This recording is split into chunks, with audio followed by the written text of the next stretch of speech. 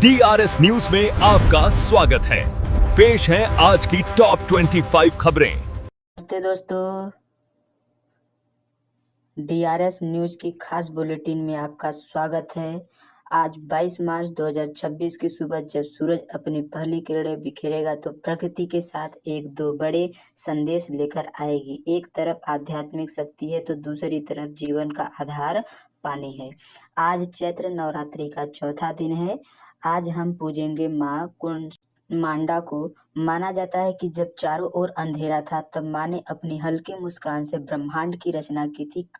आज का दिन हमें सिखाता है कि कठिन समय में भी मुस्कुराहट से नई दुनिया बसाई जा सकती है। लेकिन रुकिए, आज सिर्फ भक्ति नहीं, जिम्मेदारी का भी दिन है। आज विश्व जल दिवस है। पंचांग कहता है कि आज भरणी नक्षत्र के बाद कृतिका का आगमन होगा, जो ऊर्जा का प्रतीक है। तो क्यों ना आज हम माँ कुष्मांडा की पूजा के साथ संकल्प ले कि हम पानी की एक एक बूंद बचाएंगे। याद रखिएगा, शाम 5:02 से 6:33 तक राहु काल रहेगा। जो भी शुभ काम उससे पहले ही निपटा लीजिएगा। तो चलिए शुरू करते हैं अपने 25 महत्वपूर्ण खबरों की। आज की हमारी पहली खबर है कि मिडिल ईस्ट एरिया में कोहराम। इजराइल ने ईरान के नतांजा परमाणु केंद्र पर ड्रोन हमला किया। हालांकि कोई बड़ा नुकसान नहीं हुआ, लेकिन दुनिया भर के बाजारों में तेल की कीमतें बढ़ सकती हैं। दूसरे खबर की तरफ बढ़ते हैं। पीएम मोदी की शांति अपील। प्रधानमंत्री नरेंद्र मोदी ने ईरान के राष्ट्रपति से फोन पर बात की और कहा कि युद्ध किसी मसले का हल नहीं है, बातचीत ही रास्ता है। देश भर में आज ईद उल फितर धूमधाम से मनाई गई। जामा मस्जिद से लेकर मुंबई की माहिम दरगाह तक भाईचारे का संदेश दिखा। पीएम ने भी बधाई दी। गैस उपभोक्ताओं को राहत। केंद्र सरकार ने कमर्शियल LPG सिलेंडर को कोटा बढ़ाने का फैसला किया है। इससे शादियों के सीजन में कैटरिंग और होटलों के दाम स्थिर रहेंगे। नवरात्रि के तीसरे दिन यानी कल माँ चंद्रघटा की पूजा हुई। दिल्ली के झंडेवाला और मुंबई के मुंबा देवी में भक्तों की 2 किलोमीटर लंबी कतारें देखी गई। दिल्ली पुलिस का बड़ा एक्शन। स्पेशल सेल ने अवैध हथियारों को एक अंतर्राष्ट्रीय सिंडिकेट का फंडाफोड़ किया। 7 तस्करों के पास से अत्याधुनिक विदेशी पिस्टल बरामद हुई।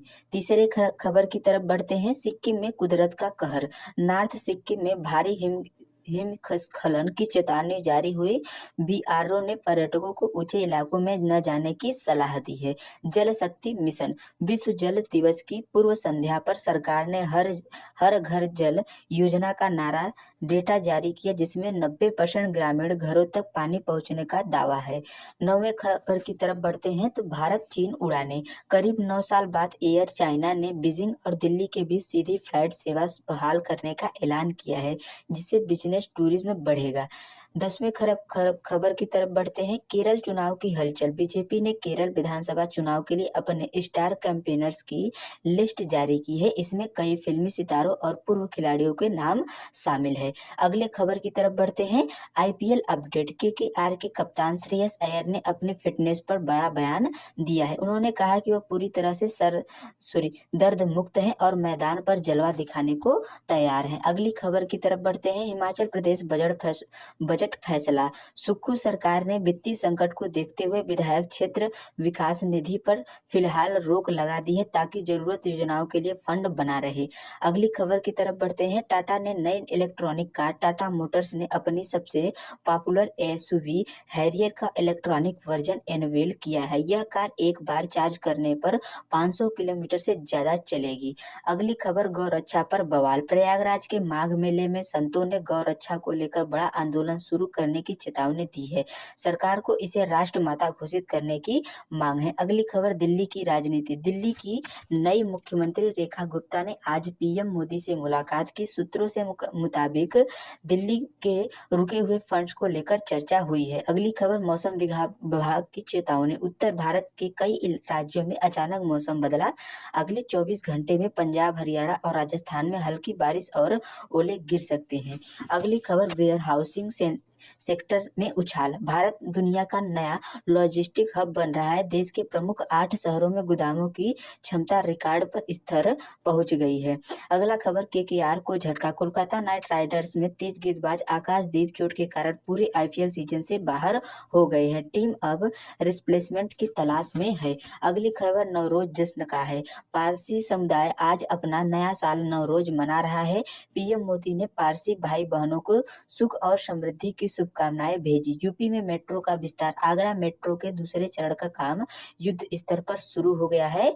मुख्यमंत्री योगी ने तय समय सीमा के भीतर काम पूरा करने का दिया निर्देश। अगली खबर, रूस का कंडा रुख, रूसी विदेश मंत्रालय ने ईरान पर हुई हमलों को लेकर अमेरिका और इजरायल को चेतावनी दी कि वे आगे से न खेले। अगली खबर हमारी इराक में राहत, ईरान ने इराक को होने वाली गैस सप्लाई बहाल कर दी है। पिछले दिनों तकनीकी कारणों और सुरक्षा चिंताओं की वजह से इसे रोका गया था। अगली खबर मुंबई क्राइम न्यूज से है। वडाला इलाके में एक सिरफिरे पति ने मामूली विवाद से पत्नी की जान ले ली। पुलिस ने आरोपी को चंद घंटों में गिरफ्तार कर लिया है। अगली खबर, भारतीय नाविकों की घर वापिस, रेड सी लाल सागर में फंसे 534 भारतीय नागरिकों को भारत सरकार ने सुरक्षित निकाल लिया है। आज वे सभी मुंबई एयरपोर्ट पर पहुंचेंगे। आज की अंतिम खबर, डिजिटल कार्बन मार्केट, भारत ने अपना पहला आधिकारिक कार्बन मार्केट पोर्टल लॉन्च किया। अब कंपनियां पर्यावरण बचाने के बदले डिजिटल क्रेडिट की ट्रेडिंग कर सकेंगी। तो इसी के साथ यह खबर यहीं पर समाप्त होती है। आपको यह कंटेंट कैसा लगा अपने दोस्तों में शेयर करिए, सब्सक्राइब करिए और अधिक से अधिक कमेंट के माध्यम से बताइए। तो चलिए मिलते हैं नेक्स्ट खबर में, तब तक के लिए देखते रहिए DRS न्यूज।